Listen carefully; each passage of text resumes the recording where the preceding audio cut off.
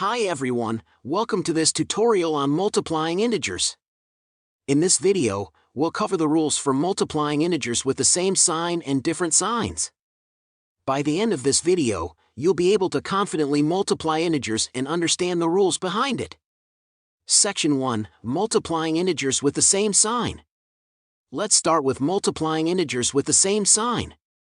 When you multiply two positive integers, the result is always positive.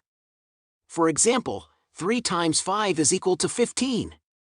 Simply multiply the values and you get a positive result. Now, let's look at multiplying two negative integers. When you multiply two negative integers, the result is also positive. For example, -4 times -6 is equal to 24.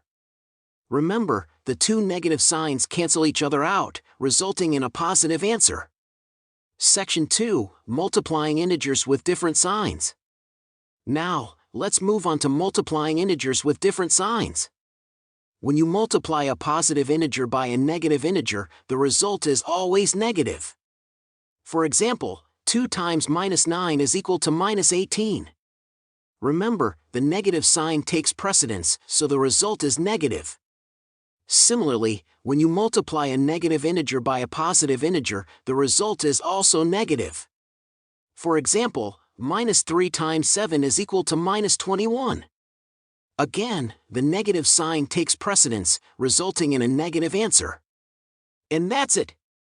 You now know the rules for multiplying integers with the same and different signs. Just remember, same sign equals positive result. Different signs equals negative result. Practice these examples and you'll become a pro at multiplying integers in no time.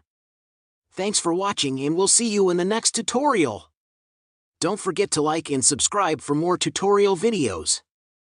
If you have any questions or comments, please leave them below. See you in the next video.